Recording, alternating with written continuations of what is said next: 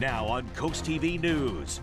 Beach activity blocked with waves churning. We have the latest on the status of our beaches for Wednesday.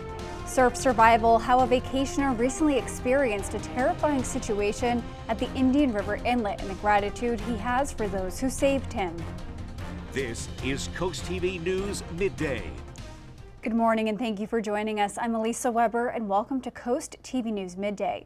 We begin by taking a live look outside at Rehoboth Beach. As we can see, some people are on the beach, but obviously not in the water. First Alert meteorologist Chris Mastrobuono is going to join us. Chris, we see those waves very active.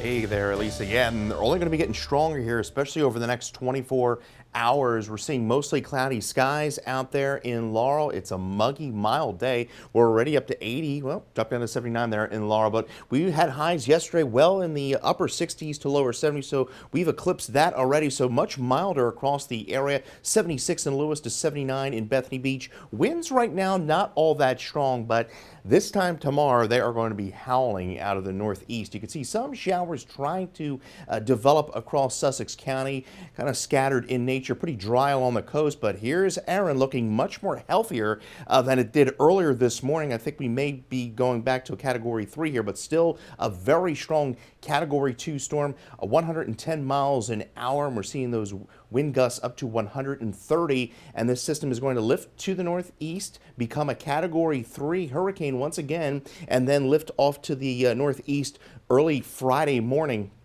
kicking up some tremendous waves here over the next 24 to 36 hours. And Erin's peak expecting to be Thursday afternoon through Thursday evening. That's when most of the impacts are going to be felt here at the coast. 40 to 50 mile an hour winds with moderate to major tidal flooding expected. The good news is we're looking fantastic Friday headed into the weekend. So we're on our way to highs generally in the lower 80s today with a mix of sun and clouds. We could see an isolated thunderstorm through the afternoon. We'll have more on Erin coming up here in a few minutes. Elisa.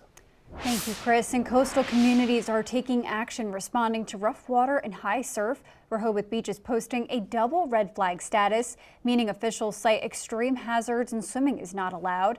Ocean City is also closing access to its waters. The Delaware Seashore State Park and Fenwick Island State Park have prohibited ocean access since Monday, with rules continuing today. And drive-on crossings and swimming beaches at Cape Henlopen State Park are also closed. Hurricane Erin hasn't brought its full force to Delaware's coast yet, but it's coming. The Denmark Shoreline and Waterway Management Section is now referring to Erin as a, quote, severe erosion event. How severe will be determined over the next several days. Officials say the Indian River Inlet beaches could see the worst of it Thursday, with erosion lasting into Saturday. Denmark has staged heavy equipment on both sides of the bridge to respond as needed. Denmark says, quote, it will not preemptively place sand at the inlet for supporting infrastructure ahead of possible hurricane impacts, but will, quote, access important as they occur and more fully address beach and dune losses after the storm has passed. North Carolina is providing an example why Denmark has this concern. Check out this video right here. Waters from Hurricane Erin reaching all the way up to the houses. This is a part of the North Carolina Outer Banks. You can see they are already seeing the damage from the storm. And what started as a normal beach day at the Indian River Inlet ended in a terrifying experience. Michael Zeke was recently here on vacation from Pennsylvania with families and neighbors when a decision to get into the water led to him being knocked down by a large wave and hitting his head. Zeke was rescued by lifeguards, Bethany Beach EMTs, and flown to Christiana in a state helicopter. Tears filled his eyes as he reflected on the moment his life was saved. Never lost consciousness.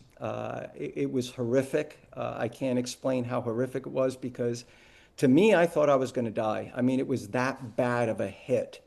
The lifeguards were incredible. They really were.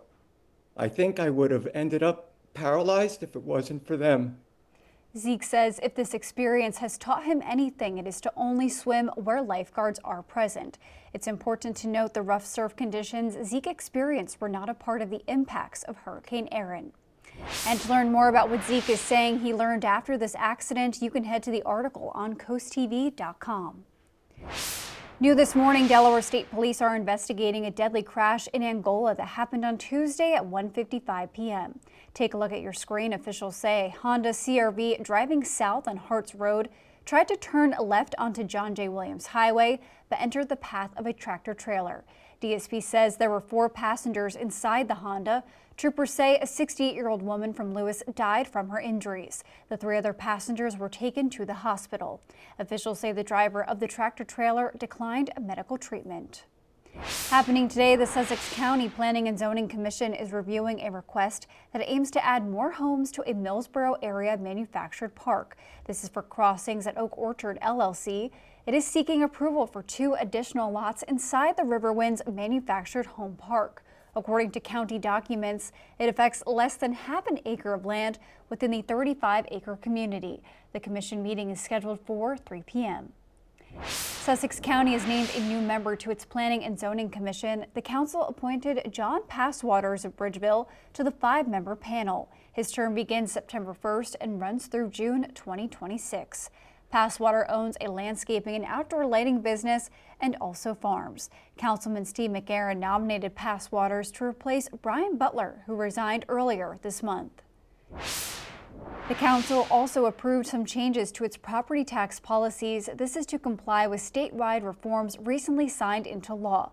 One of the key changes requires counties to offer payment plans for primary residential property owners facing tax increases of more than $300. This is a result of House Bill 241. Under the plan, homeowners must pay by September 30th. Rapid growth in Milford, particularly on the southeast side, has created a need for faster emergency response.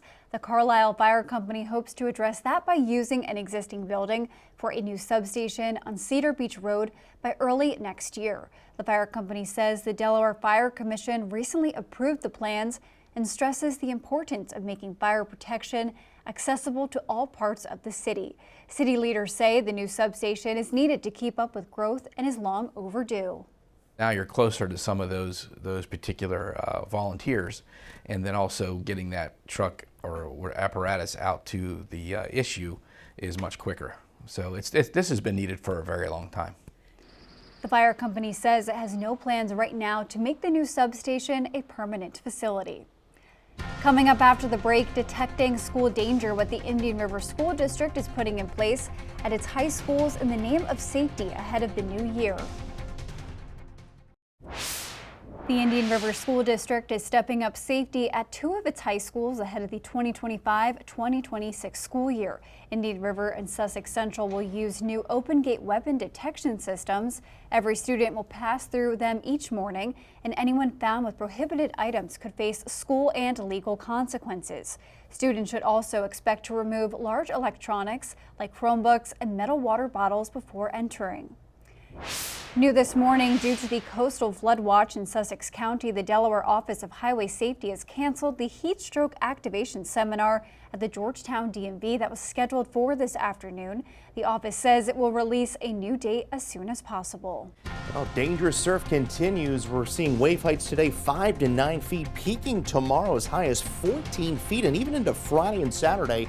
Still going to be dealing with some high surf, so keep that in mind and stay out of the ocean until the ocean kind of calms down. Get your latest forecast by dialing the First Alert Weather Phone, sponsored by Broxton and Dallas Federico. Erin's beginning to get stronger. We'll have the latest track and impacts coming up after the break. A mild, muggy midweek here on the peninsula with temperatures generally in the upper 70s here in Lewis. We're at 78 degrees, dew point 75, so quite tropical out there. We're trying to get some breaks there in the clouds, but not doing so well across the area. We're at 80 in Dagsboro, 77 in Georgetown, 80 Laurel to 79 in Bethany Beach. As I mentioned, quite tropical out there. Dew points are in the 70s, so feels a little uncomfortable. Winds, though, pretty calm for now. That is going to be changing, especially along the coast here over the next 24 hours. Trying to get some clearing there to the south from Ocean City through Snow Hill. Mostly cloudy skies for most of the area. Trying to get some showers to build there as well. Could see an isolated shower through the afternoon. Here's Erin. Boy, what a massive storm. Trying to get its act together here after weakening a bit. Looks a bit more impressive with that eye forming back. And here's the cold front that's really going to push all this humidity and Erin out to sea as we go through the day tomorrow. Now, we do have those tropical storm warnings in effect for the coastal waters Cape Henlopen down through Rehoboth into Fenwick Island. We also have coastal flood advisories. Could see up to 2 feet of inundation of water, all thanks to a persistent northeast flow and high wave action over the next 24 hours. And that tropical storm warning for the coastal waters, Chicoutimi, Astig Island, as well as Ocean City, and also coastal flood watch for Accomack and Worcester counties. Here's Erin beginning to get a bit more organized, a bit more stronger with that eye forming again. We're just on the cusp of being a Category 3 storm, but a formidable storm at that. We are seeing more of a northerly motion now, and it will become a Category 3 based off the latest forecast from the National Hurricane Center, and it's going to be a Category 3 just to our southeast, about 400 miles the center will be come tomorrow. So today we're looking at mostly cloudy skies, highs around the lower 80s. Again, it could see an isolated storm pop up here over the next few hours over the eastern shore of Sussex County. We stay cloudy overnight and breezy. And then there's the clouds from Erin. Not expecting much in the way of moisture from this storm. Could see an isolated shower, but the real story is going to be those strong winds at the coast. And then by Friday morning, clear skies. We dip into the upper 50s by Friday morning, so that's going to feel pretty good. But there's those winds cranking tomorrow afternoon into the evening out of the northeast. 50-mile-an-hour wind gusts there, Bethany Beach to 43, Rehoboth, and we stay pretty windy through Thursday night, and then by Friday afternoon, winds should subside. So the primary impacts are going to be along the coast. Tropical storm force winds with those winds gusting upwards of 50 miles an hour, moderate to major tidal flooding with the waves 8 to 14 feet. Could see an isolated shower. Most of the area stays cloudy and breezy through the inland and eastern shore with some winds gusting upwards of 35 miles an hour. There's those wave heights 4 to 8 feet today, but peaking tomorrow afternoon and tomorrow evening upwards of 12 to 14 feet.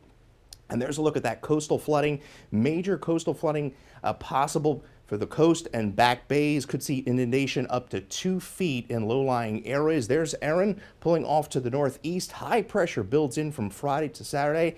Well, the show must go on. Jeep Fest tomorrow. We're going to have a lot of wind there along the coast, and I could see a stray shower, but looking much better into Friday. We're at 82 today under mostly cloudy skies with that isolated shower threat. 70 for the overnight, and then there's the clouds from Erin. Windy at the coast with gusts up to 50 miles an hour. The sunshine returns for our Friday. Really nice day, but again, if you're heading to the beach Friday and Saturday, we're going to still be dealing with rough surf and dangerous rip currents and an isolated storm threat Sunday with a cold front coming through. Thank you, Chris. And here's what you can look forward to this afternoon on Coast Life at 4.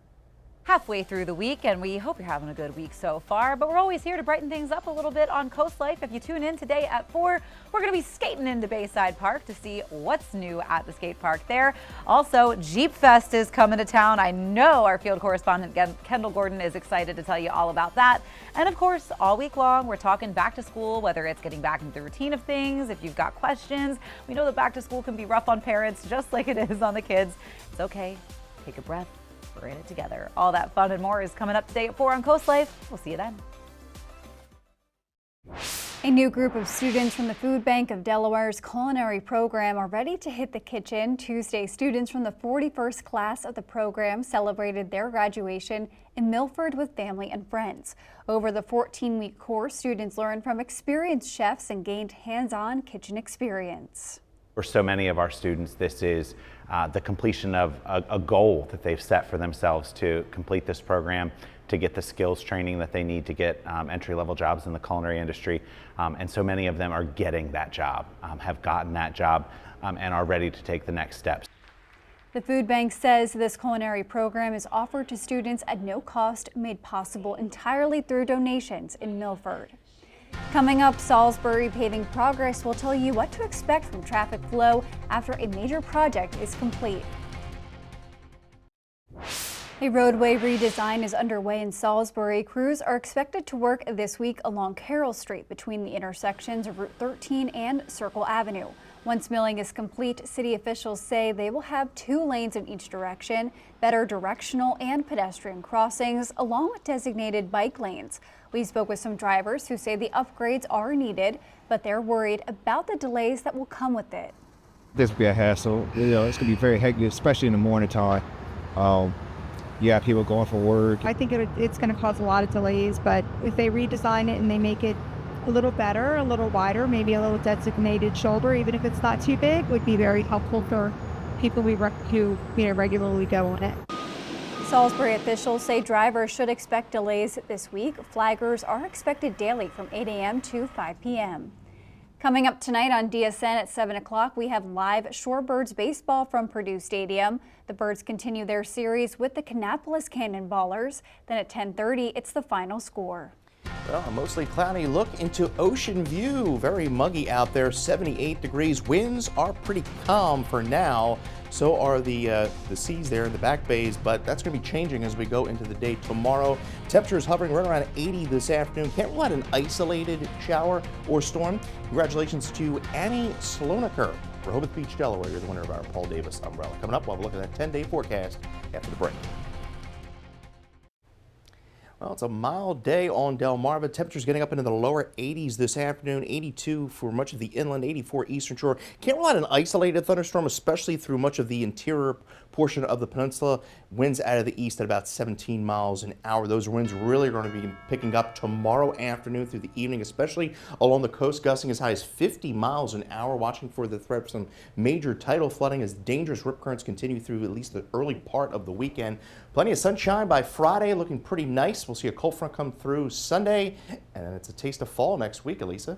Thank you, Chris, and thank you for joining us here for Coast TV News Midday. And for more news and local weather, download our Coast TV News app. Don't forget to join us for Coast TV News at 5 later this afternoon. Have a great day.